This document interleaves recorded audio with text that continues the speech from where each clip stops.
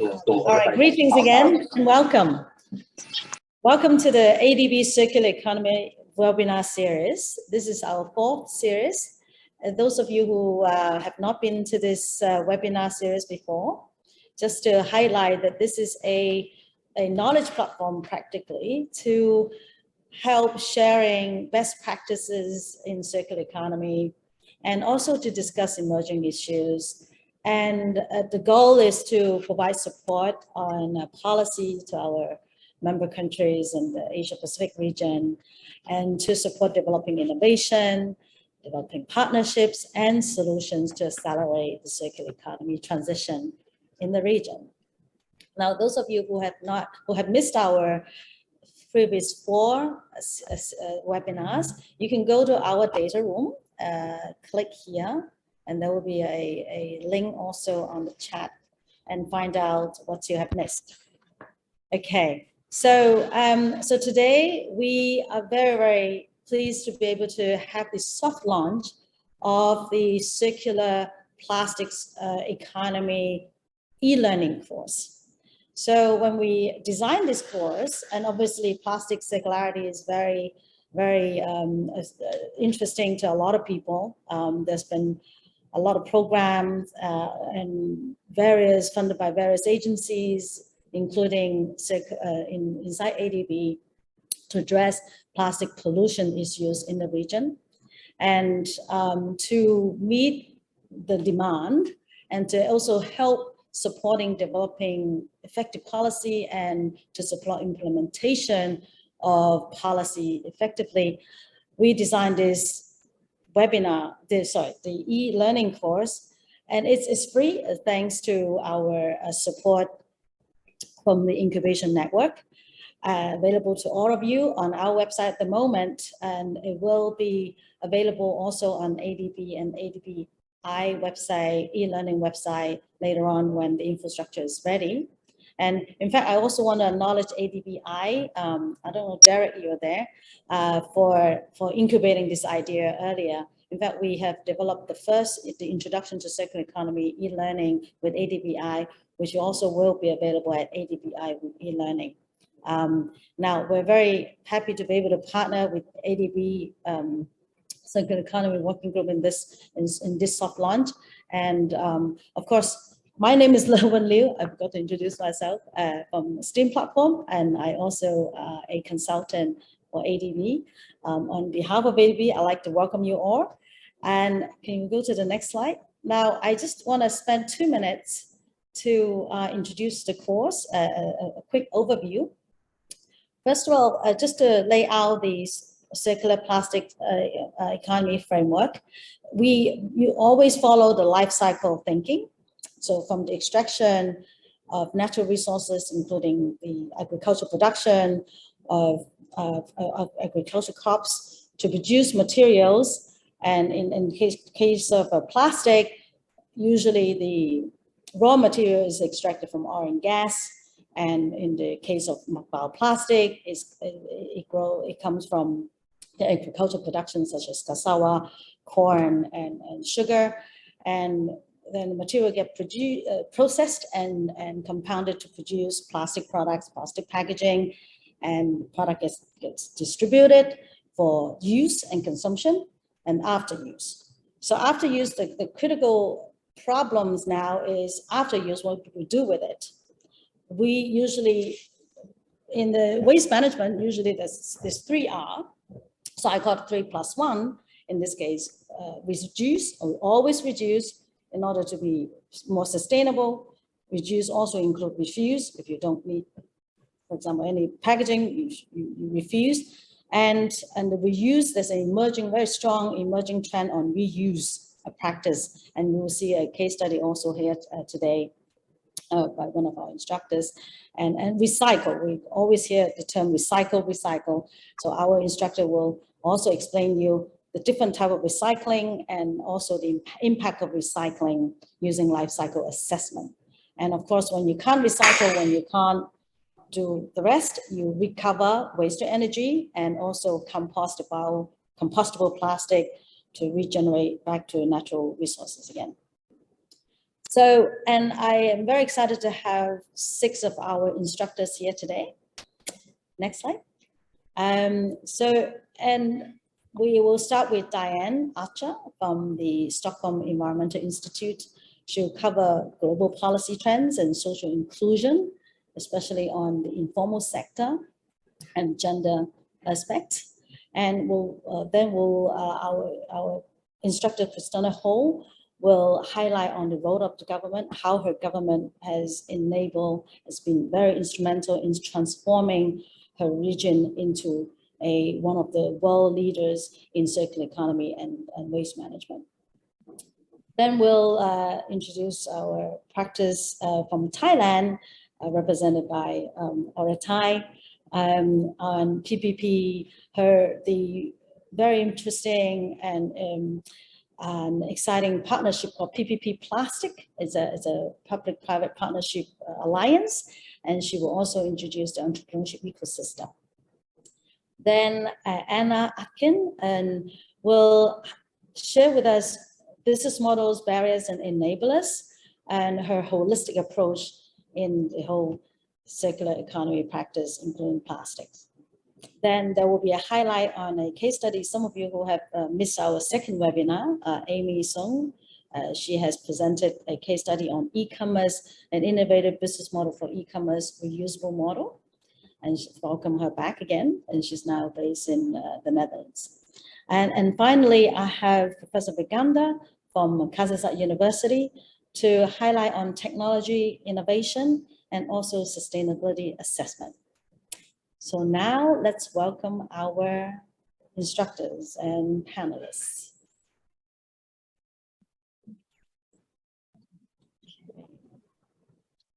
Now, do we have the spotlight of everyone here?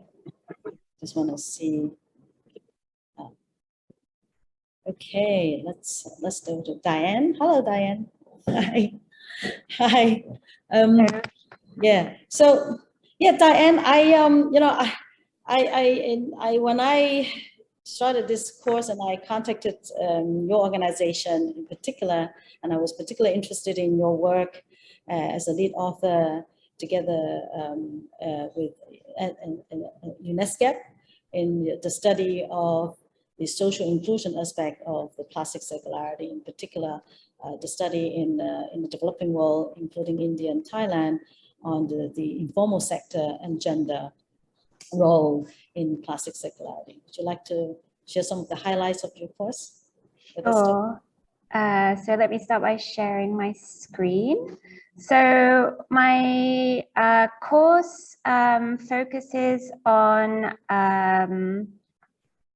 the policy challenge towards achieving circularity with plastics. And so firstly, it sets out that you need to understand that circularity happens within both a global and national legal framework, which will determine, for example, the laws or the rules and regulations being applied within each country in terms of how plastic is managed.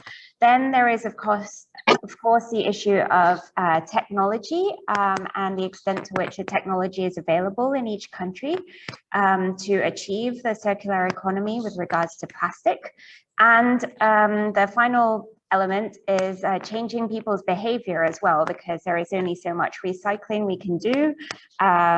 We also need to try and reduce the amount of virgin plastic consumption in our daily lives.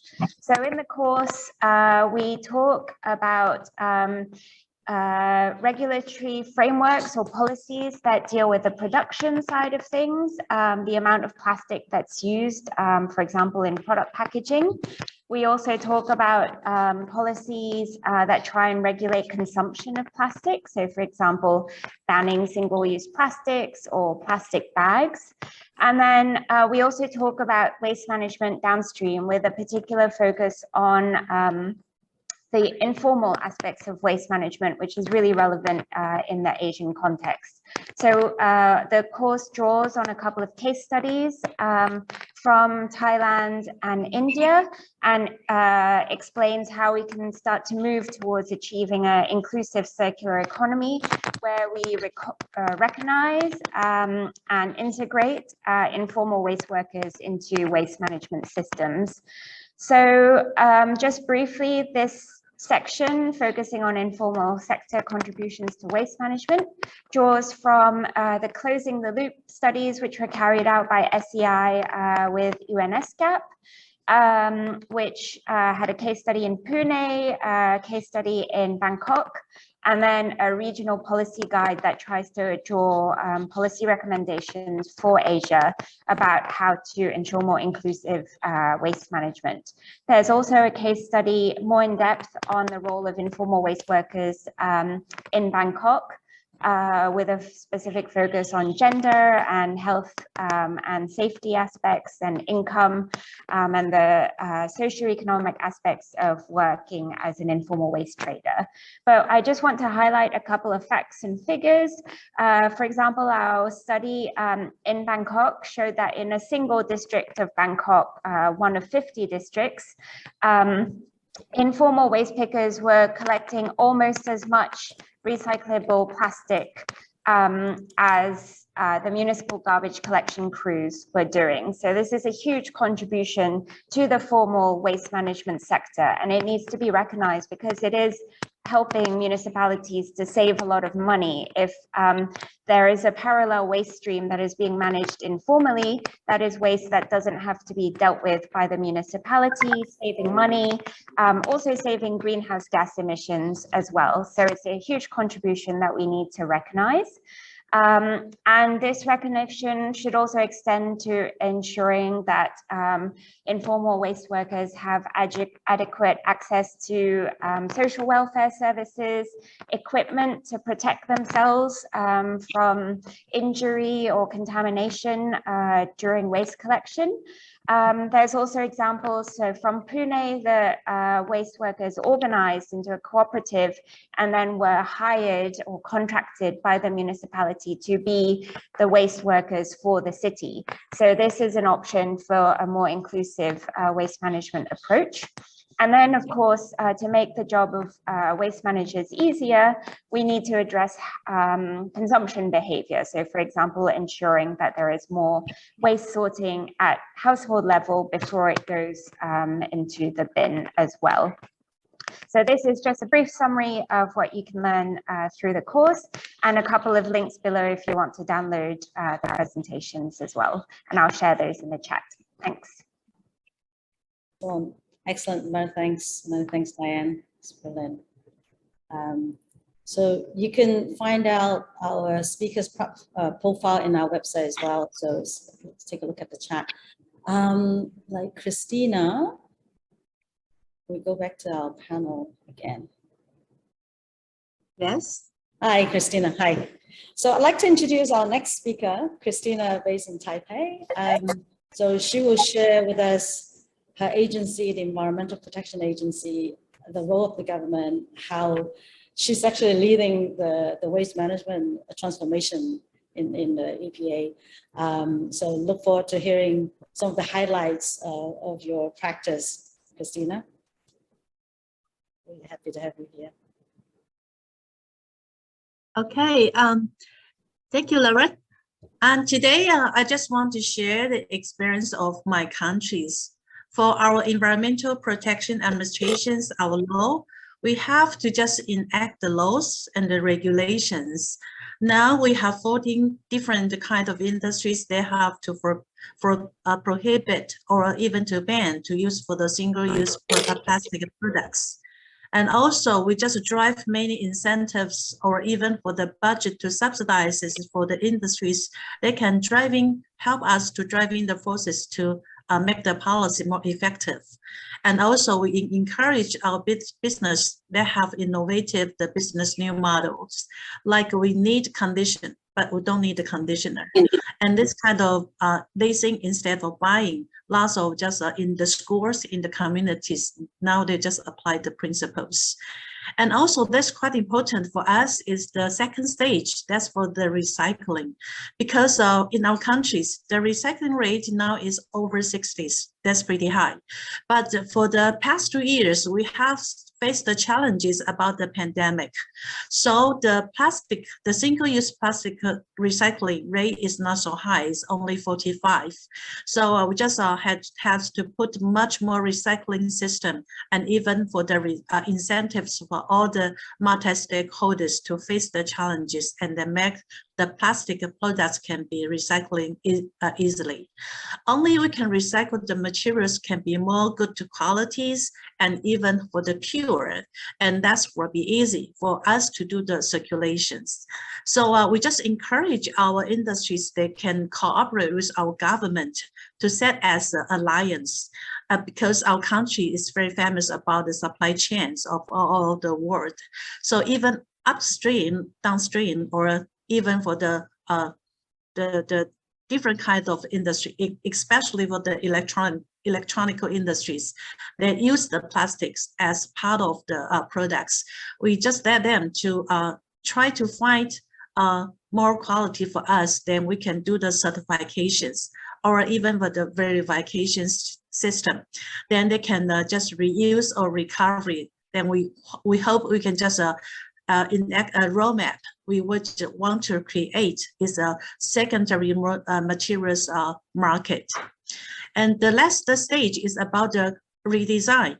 So the products or even the production and the consumptions, each stage must be green. So we hope the for the packagings they can be more green. So that the products can be more choices for the consumers. So in the last redesign, the green design is also, we just hope to just follow our roadmap.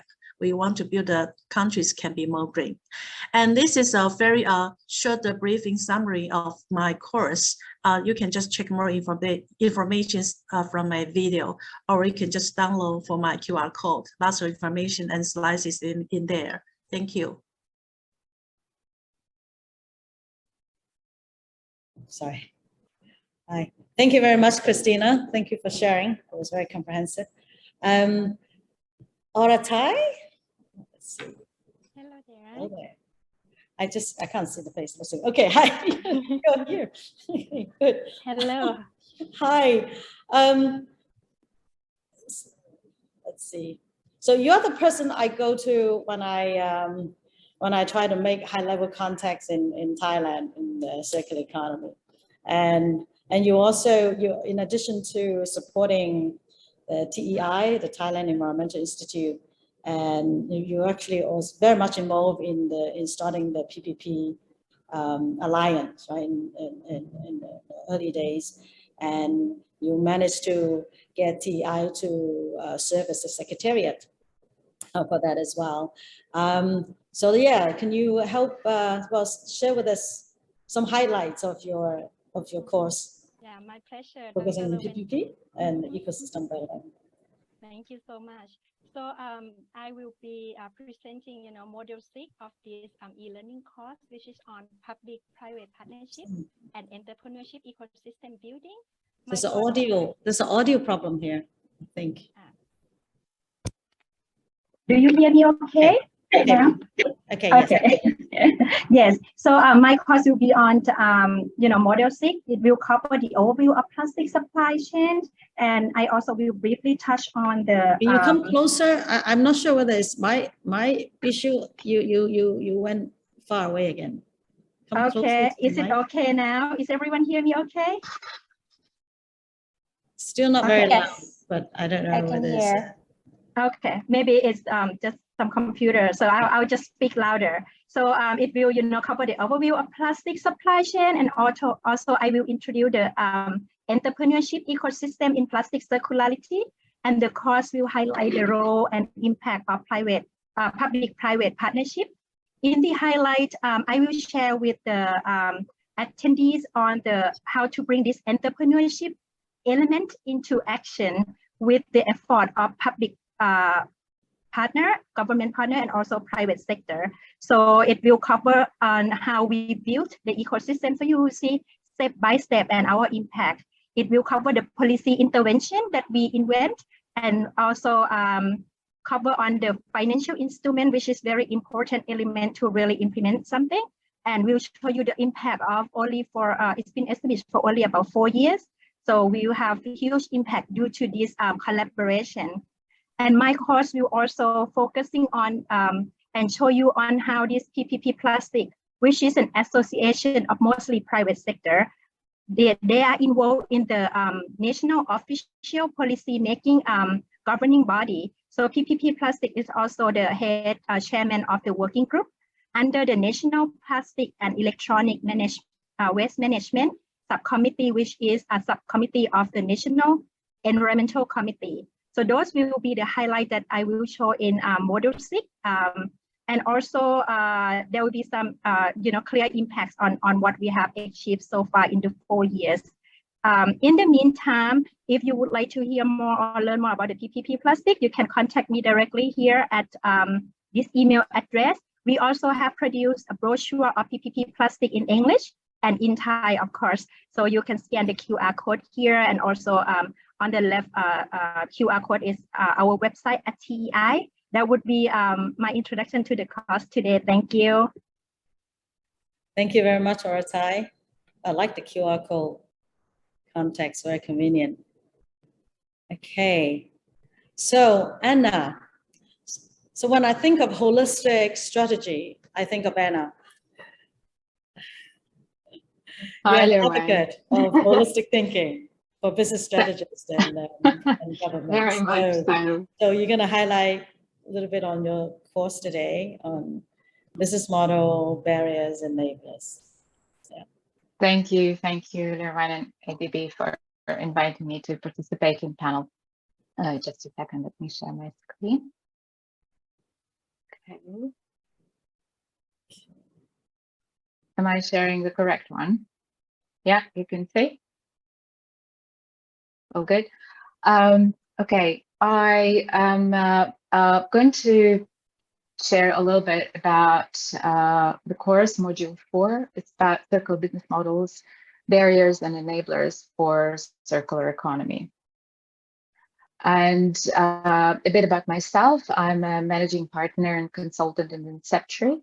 It is the sustainability-led innovation practice registered in Singapore and one that operates globally. We work with organizations of various sizes from various industries and along 3 pillars: education, innovation, and decision-making support. And if you want to know more, you can go to our website and you can email me at this address. I'm not that sophisticated with the QR code for today, so bear with me. But more information you can definitely find on the STEM platform that Lorraine mentioned. This module will introduce what business model is and the differentiators of a circular business model. It will focus on the key elements for implementation of circular business models and the role of policy that can be either a barrier or an enabler.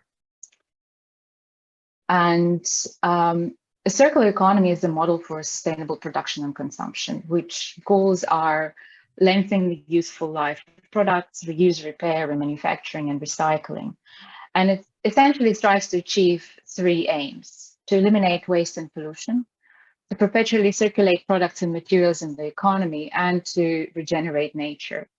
But the key question that we always hear is, what makes it happen? The how. Key enabler is implementing global and local circularity goals is development of appropriate circular business models.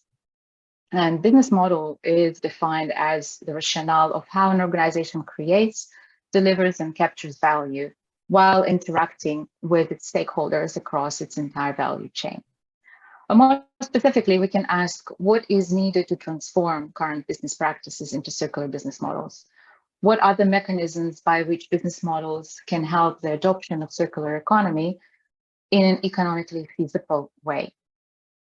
And in the module, I will present a few key elements to answer these questions. It's innovation of business models, but not alone. it has to happen in the context of technological and social innovation dimensions. Second is appropriate policy, behavioral, and educational action that needs to take place in parallel. And third is collaboration and strategies across society, companies, and by governments, companies, and citizens. You will also learn about barriers and enablers of circular economy from internal and external perspectives of organizations and individuals, and what policy tools can be considered to transform the barriers into enablers. This module puts emphasis on understanding the meaning of the key circular economy enablers and what business owners and policymakers need to do and how in order to bring about a circular economy in a smooth way. And thank you very much. I hope you'll enjoy. Thank you very much, Anna. That was very, very comprehensive. Let's see, Amy. Now, just to zoom into the business model, those of you who missed our July 26th webinar, you'd like to hear Amy's highlight on a business model that she has researched in based on a startup based in Taipei on e-commerce reusable packaging solutions. Amy's not here? Oh, she probably got. Oh, okay, then I need to present her slides. Do you have her slides? I have. I forgot to find it. 1 second. Maybe, okay, when we're waiting, maybe I'll get Viganda to present. So I'll do Amy's one later on, since she may be late. Okay, Viganda. All right. Excellent. All right, so Viganda, thanks for joining us today.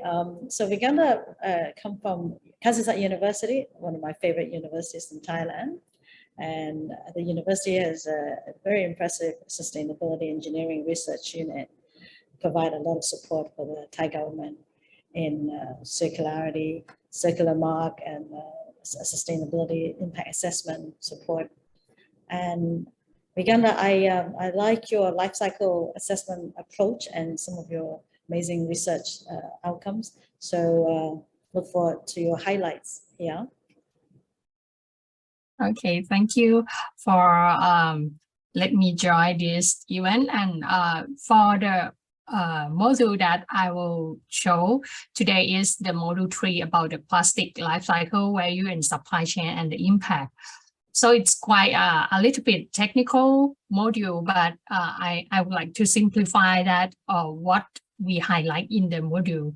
So we will start from introducing you to the life cycle concept, and we will explain about the life cycle of the plastic, both for the conventional plastic and for the bioplastic, from the extraction of the material and to the downstream after use and how we manage about it. And for the next, we will go into the example of the supply chain management for the circular of the plastic in each of the stage of the life cycle, and also going through the recycle technology, which is conclude both mechanical and chemical. And if you understand the life cycle of the plastic, it will be easier to understand how the recycling technology will use for the recycling, because for chemical recycling, it can be go back to the earlier stage to be like more the resource before it's going to the plastic. And maybe you can change it to other product of plastic, not even the same type of plastic. And the last one of the module, we will show you about the environmental impact through the life cycle of the plastic, which we have comparable the virgin resin together with the mechanical recycling plastic and also the chemical recycling, which is we will show the impact for many categories of the impact, not even only the climate change, but also the other impact like freshwater, ecotoxicity, and human toxicity, which you can see from the module that not only the mechanical recycling, even though it is lower impact, but it is lower also the quality of the plastic resin. So in the using of the mechanical recycling resin, you maybe have to mix it together with the virgin, which is totally, it's maybe not lower, much more impact. So in the policy recommendation, you have to concern about each state of the life cycle and also manage all the supply chains. So this is the highlight of my module. Thank you so much. And if you have anything or any questions, you can contact me at Kasai University. Thank you. Thank you very much, Regenda. Okay. Let's see if Amy's still there. If not, then I can show her slides. Amy, you're there? Okay, no, still not there. Okay, I will, if I can share my screen. 1 sec.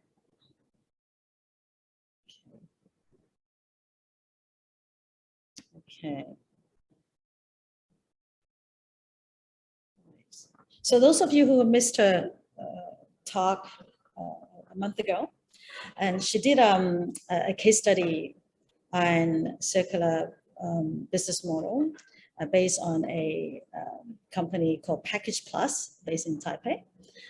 Package Plus initially started their business by providing reusable packaging service. So they design for e-commerce. So they design the packaging for e-commerce, basically the secondary packaging, transit packaging for the e-commerce platform.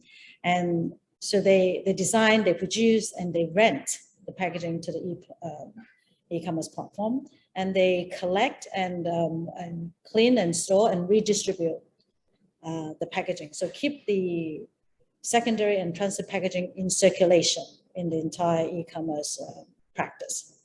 So that they did that for a while, but it couldn't. The revenue that obtained from this businesses could not really sustain the company. So what they did later on, about a year ago, they started a new service in addition to the reusable packaging service called named ESG service. So what they did is they work with brand owners like Uniqlo, Amania, design their packaging for them, because some of these companies also operate their own e-service and for delivery. So they design and basically take care of their packaging solution from design to distribution and maintenance.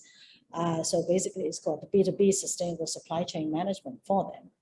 And they also help them analyze their carbon emission data to justify reusable solution. It has a lower carbon emission compared with the single-use packaging. And also with their experience and expertise in dealing with various stakeholders and supply chain in the packaging business, they provide also sustainability consulting services to corporations. And as a result of all this practice, they have attracted attention from one of the largest private banks, so CTBC in Taipei, and got got a second round of financing also. So overall they get additional revenue from like cleaning fee. The cleaning fee actually they provide.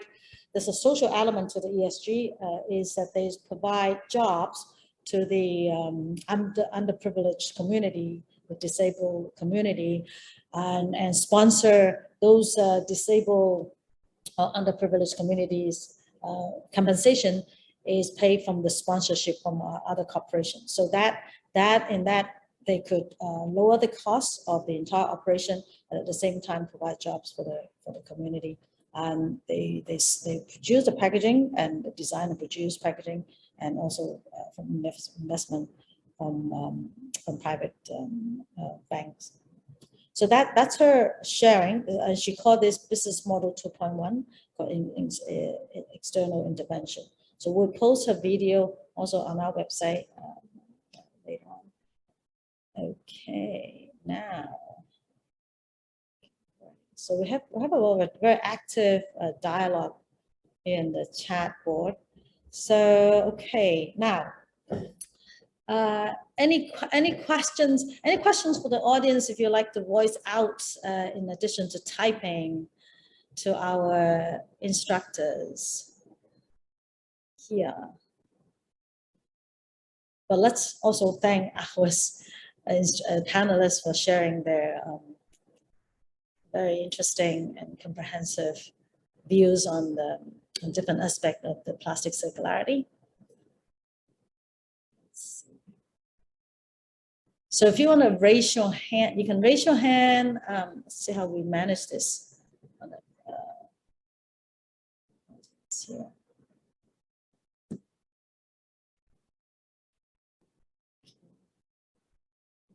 Right. So see a text, yeah. So you can either put it on a chat board, or we'd love to hear your voice.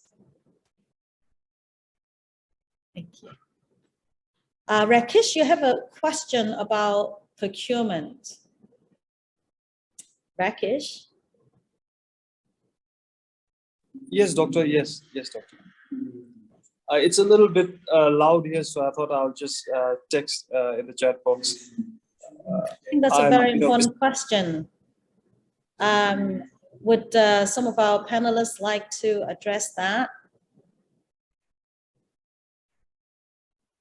Sorry, I missed what was the question? Green procurement, yeah? Yes, I also missed the question. What's the question? Anna. So Rakesh would like to hear on the initiatives taken in green procurement and examples on green procurement.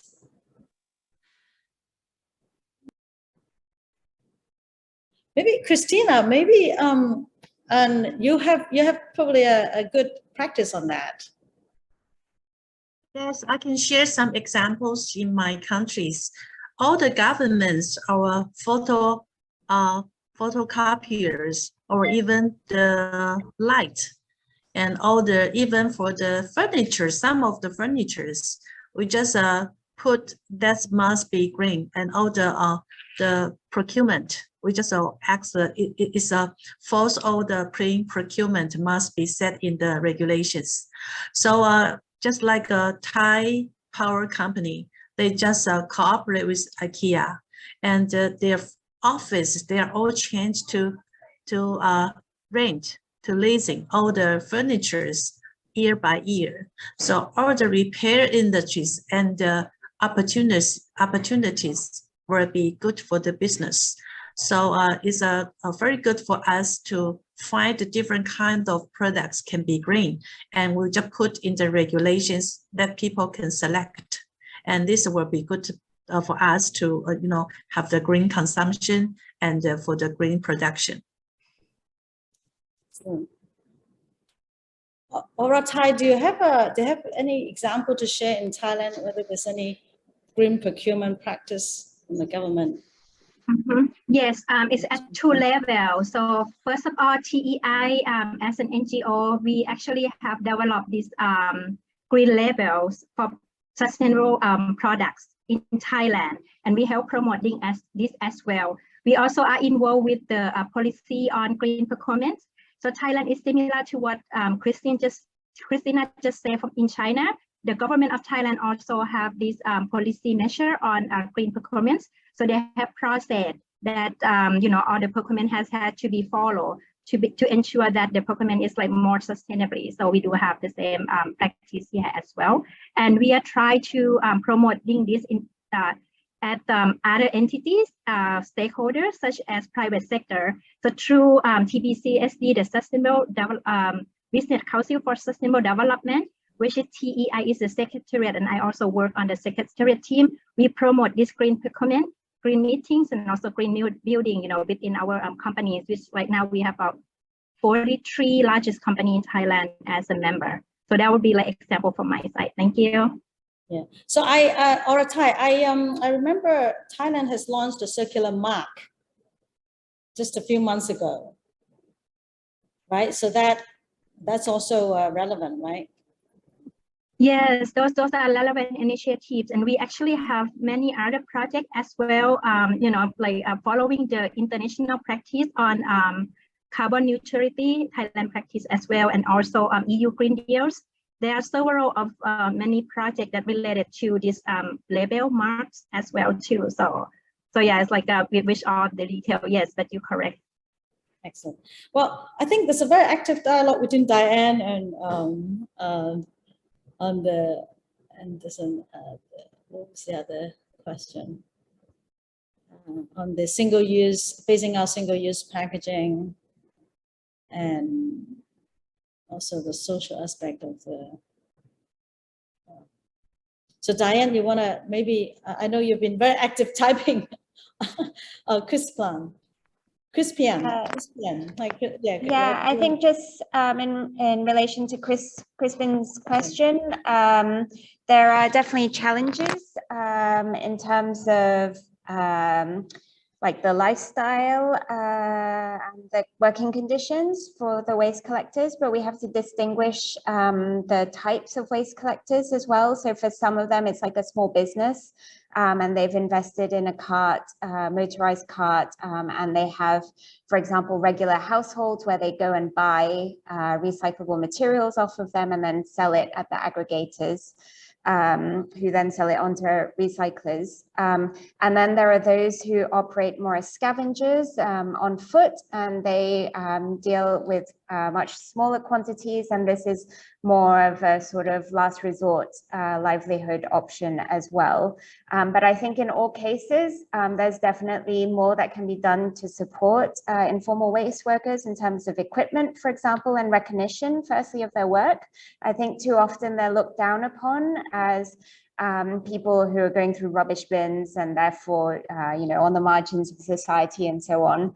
But I think if we recognize their huge contribution to the city's waste management system, then that's a really important step as well for integrating them into waste management systems.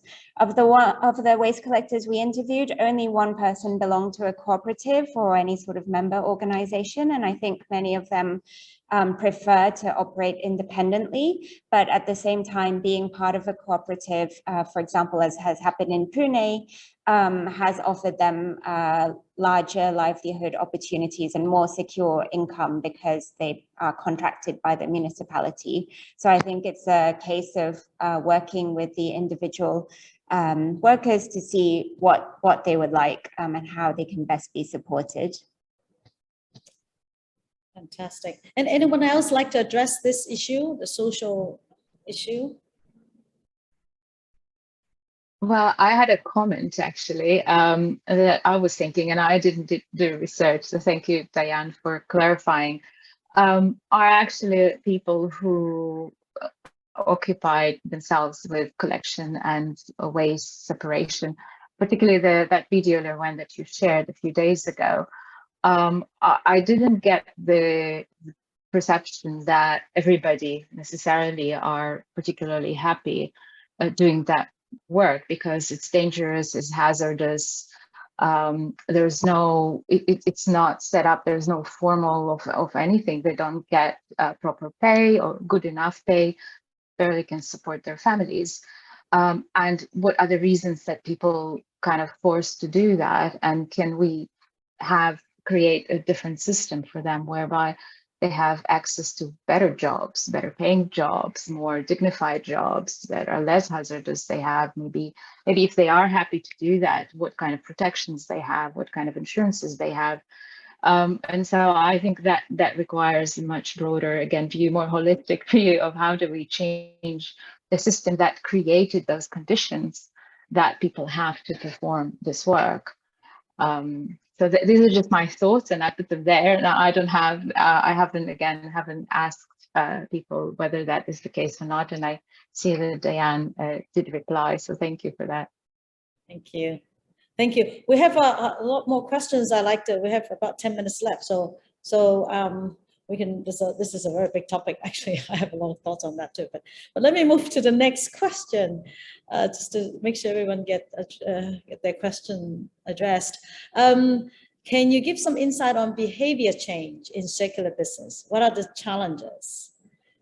Jinyasa, Jinyasa? Anyone would like to address that?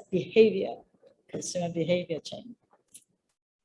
I thought maybe I can, because I do mention this in my course as well. The challenges are, of course, that it's very easy and cheap to pollute, right? And that's why people we just got accustomed to this behavior ourselves. Even from my personal kind of experience when I really try to repair some of the items that I have in my home, it's very difficult to access, and B, very often is much more expensive than to buy a new one. And I live in Singapore, just to say. And so from the policy perspective, some aspects that I think can be useful is, of course, to shift from being easy and cheap to pollute to making it difficult and expensive. So putting price on those negative externalities instead of making the good option, the more environmentally and socially beneficial option, is more expensive. We just inverse it. Then, of course, also sharing the information in a way that triggers that cultural change and provides easy access to specific services. Allow people, for example, maybe in the malls or in places where many people visit, to have those stations for repair or return. Use the various kinds of incentives, right? Economic, environmental. I mean, advertising and PR industries know very well how to change behavior with certain messaging. And so we need to tap into that knowledge and know-how to do exactly that, to promote the kind of behavior that we want towards circular economy.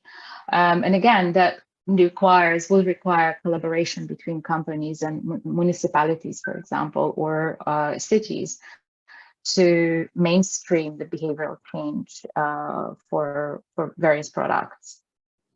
Many thanks, Anna. Christina, I recall that your agency has also included this behavior, and actually, as a result of that, the residents in your region has really fundamentally transformed their behavior. Can you share your secret? Okay, I'll just share very quickly in 3 areas. For the education, that's quite important for the publicity. We just have the reverse education. So that's why for the students, for the kids, we have a very strong for the environmental courses for them, and then they just get back home, go to their communities. They just can very influential to the parents or even to the adults. And the other one is about the voluntary programs, just like you share for the Taipei, the China Trust Bank in Taipei, that the finance, for the green finance, they have more and more these kind of programs. They just encourage their customer, if they can do more green, then they can get back feedback from the bank for their lots of incentives for them to choose. And the other way will be the mandatory. Mandatory, that's for the policies. We will just let the polluters pay. If you want X more plastic bag or other consumers of the plastics, then you have to pay for the environments to get more clean. And I think these 3 aspects can more or less can change the consumers' behavior, and they will just alert, and they will just know if you can recyclable more, maybe you can save more. This is all my share. Excellent, excellent. There's a very important question about EPR.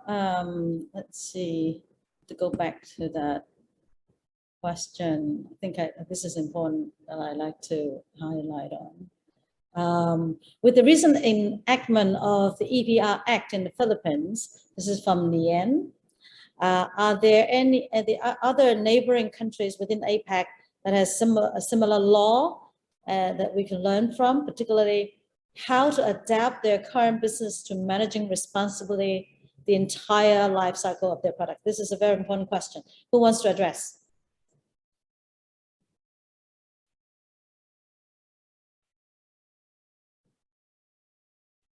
EPR. This is a really critical, I think this is really relevant. So you've already got the act in Philippines, and what are the implementation steps to actually implement the act? I can add a little bit because I was just facilitate this EPR, platform just like this week, I think. We have case study from Philippines and then from Indonesia and also from Thailand as well. So just on the Thailand side, I'll just share. So Thailand has recognized, Thailand in the government and also the private sector, the plastic producers as well, recognizes EPR will be one of the effective measures that we can implement to help solve this plastic waste management problem. Therefore, we actually include it as a part of the mechanism for circular economy. However, there's a lot of details and negotiation that have to be done to ensure that any policy that we are develop or implemented will be fair to all the stakeholders, producer, consumer, and also general public as well. So there are many studies in Thailand on this EPR, on the EPR in other countries, how this would be developed and adjust to Thailand. And Thailand has also have implemented pilot project in Chonburi province already in one sub-district. And then this will be now, I think it's concluding and will be finalized and will make recommendations. So if you follow like development of this EPR in Thailand, you'll see like there will be a series of events for stakeholder consultation, for studies, for gaining ideas, because we are like really try to consolidate these and we'll probably conclude as that, because it's the demanding of the private sector need to know what's going on. We also have to be respond as a community, resident of the community and the global community as well. So that's from my side. Great. Christina, do you have a quick sharing on EPR? Oh, okay. To extend the producer's responsibility, I think that's quite important for them to know they have to do the responsibility in other countries, not in their own. So only. And so we just put the regulations. They have to just give us the recycling fund. If they just have to make a guarantee or promise, they do the green for the environments. And also if the import products, they must be just pass our certifications. And also join for our programs, that's for recycling programs, then they can have more recognitions for their behaviors. And to extend all this is a little complicated. It's need more time to explain about how to step by step to do this. But just have more information, maybe I can share. Yes. Yeah, we need another deep dive session on that. Natalie has a question to Diane. There should be a push on manufacturers to stop using these difficult to recycle materials packaging. So has it been addressed? I see very active chat here. Yeah. Okay. Okay. This. All right. So Natarapo, you also have a question about pay per use, pay as you throw. Okay, pay as you throw. So this is an important question. A question from Patarapo. ASEAN, are there any ASEAN countries implement pay as you throw to municipal solid waste fee? Hi, do you want me to speak or just? Yes. Hi, Professor Liu. Do you want me to elaborate on that? Sure. Yeah. Go ahead. Yeah, because this is quite effective in reducing amount of waste and increase the amount of recycling waste segregation, and it's been implemented in almost all European countries and in Japan and Korea, but I could not find any developing country doing that. Even in Singapore, they still have charge the municipal solid waste fee as a flat rate from household. So anyone know about other countries doing that? I mean, developing countries.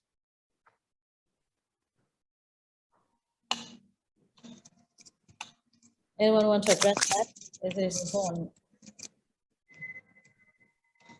1 minute. It's okay if not, so I can confirm that it's not being implemented anywhere.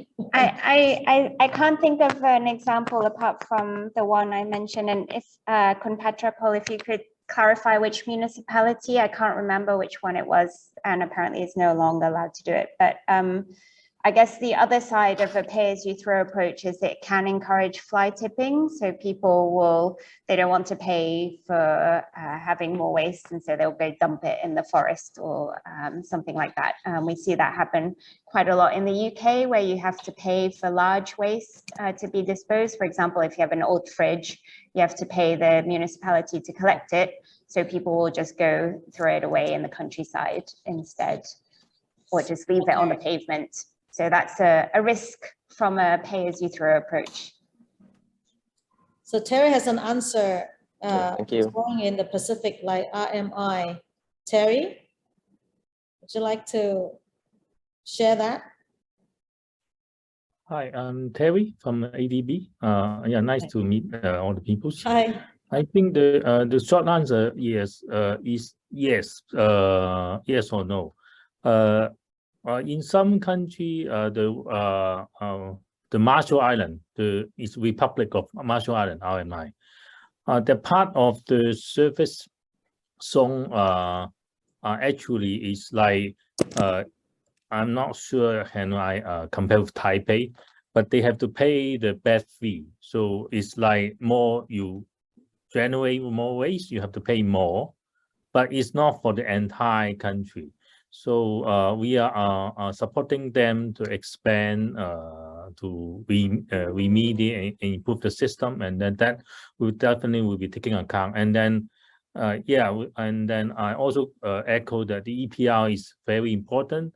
Yeah. But like someone asking, like the revent vending machine, but if you have no EPR nor the container deposit system levies, then you can't do that, because there's no one will pay for it upfront costs. So I think the one mentioned in the Taipei, the funding system is very interesting, and then we could learn from that. So I'll stop here. Thank you. Great, thanks very much, Terry. So we come to the end now. It's 2 o'clock or 1 o'clock here. So okay, looks like I have to end this session. It's been really exciting to have all of you participating, and I know you guys have more questions, but really feel free to reach out to us. You can find us on LinkedIn. You can go to our website, get more details, send us questions, and we look forward to seeing you in the next webinar. And thank all the panelists, speakers, and participants for joining us today. Now, okay, I'd like to, can I have a hangout session? Tanya or Ice, do we have like a 10-15 minute hangout? So those who would like to stay, continue talking, could chat a little bit. Are we allowed? Do we have time? Oh, Tyler, when we have to end at the top of the hour, but we're happy to have a debrief with you and the panelists if you would like. Thank you. Okay. It says 10 minutes only, please. So, okay. We have, all right, there are people signing out. Those of you who are coming in. Okay. So we still have some people here. It's probably a bit like, okay. Wait, let's see. Bye. Oh, thank you. Wait. Okay. So I'm going to be here for another 8 minutes. If anyone wants to hang out and share. Rakesh, you have more questions. Do you want to share here?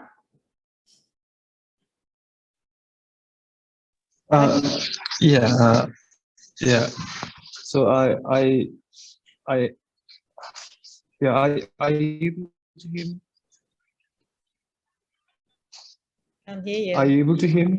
Bhutan. So Rakesh is from Bhutan, I think, and I think you gave a talk in the last webinar on the green road, right? From plastic to road. yes, I did. Yes, I did. Excellent. So what are your questions? You have 2 more questions, you said.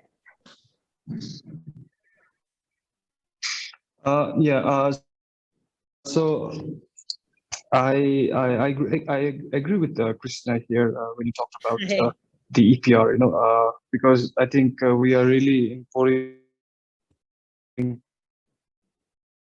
a lot in Thailand. I think in terms of food, people like us would benefit out of it. The other thing is in terms of policy. I just wanted to know what are the challenges, because for a single company in Bhutan, for instance, if I take an example of Green Road, we are the only company in Bhutan who manages plastic waste in road constructions.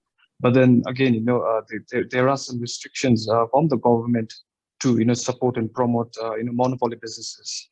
Have you faced any sort of challenges in Thailand or any the countries that you have worked with? And the other thing is, if there could be more of a, if you could invite people from the private sector who are actually really bringing about changes. And then the other thing is on the TPP model, we only have the waste collection in Bhutan under the TPP, piping and reusing waste plastic. If there's any examples that you could also share with us. Thank you. All your topics very important. I think we have to have a deep dive session on that. On this, I think Thailand. I mean, I know Thailand has a lot of initiative, EPR for even different products, right? Now, one of the area that I now looking into is e-waste.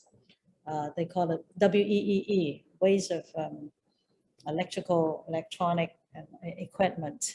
So a lot of plastic. Everyone was talking about plastic right now, but the plastic problem has to be solved and will be solved. But also there's other waste that has been neglected, like construction waste, huge amount of construction waste that still needs to be addressed. The e-waste is going to come in a big tsunami, like solar panel, batteries, and all the electric vehicles with our increasing demand for so-called renewable energy and sustainable mobility. If we don't use a so holistic life cycle thinking, we're going to end up more and more waste, solving one and then we neglect others. So I think we need very holistic approach, and EPR needs to be implemented in all these areas. And there are there are success stories, but how to implement those practices in the Asia Pacific region, and that's really, there's a lot of cultural context here, behavior issues, the way government implement policy, and there's all these barriers that we have. So we have to overcome these barriers, address these one by one, but overall, the government and the private sector and consumer together have to be completely aligned and act together. This is why we had this whole, we addressed the ecosystem approach, stakeholders in our modules, right, in our course. Now in this course, you can find the practice from Taipei, China, which is, I think, it's a flagship. You can find some of the practices in Taiwan, Thailand, and so yeah, I think we need to continue to discuss this issue and really support our policymakers, support the country in a bit more concrete way. And webinar is a platform to share, but at the end, after sharing, if we don't follow up, everyone will forget. So I think we need a lot of follow up in Bhutan. I love to follow up with you, Rakesh, on the Bhutan topic. So let's have a separate call on that. Now we have to close this in a few minutes. And anyone else wanted to have a quick share? I see. Do I have to see people? Let me see. Oh, Brian Caraway. Oh, okay, Brian. Are you based? Yes, I'm here. Apologies, I came a little late, so I missed most of it, unfortunately. But I did want to try to join. But I was curious if there was a link to the new e-course on the STEAM platform. Oh, and you go to STEAM platform/education. Okay. Just go to you can find education. Just click. Now the video, you can view the video, but you're not going to get a certificate until ADB and ADBI has their infrastructure. So for now, it's just for free viewing because it's knowledge sharing. Feel free to also give us feedback. We need feedback to guide us moving forward as well. This is our first course. I mean, it's not the end of the story. It's really the beginning of the story. We'd like to continue to, if you have best practices, please share with us because we would love to have you on. We'll expand this platform. This is really a platform for partnerships, and if anybody here have, you know of any good practices, you have any good practices, please reach out to us. We'd love to have your practice featured and shared. This is probably the only way for us to reach circular economy quickly. I don't know, how quick we can, but I think we're already probably too late. But let's also try to really implement what we can. I'm an advocate of consumer behavior. I just thought whatever we talk about in public forums, if we don't do the talk on an everyday basis, on refuse, or I call it personally, I refuse, right? Reuse. And recycle, I don't do the recycle process, but I really need to know what's recyclable and how to put your waste in the right bin, in the right place so that the recycling can be done properly. So instead of contaminating the waste, you don't want to throw contaminated waste into the bin because it will have more work. But anyway, so okay, done. 10 minutes is gone. Sorry, I did most of the talking. Sorry.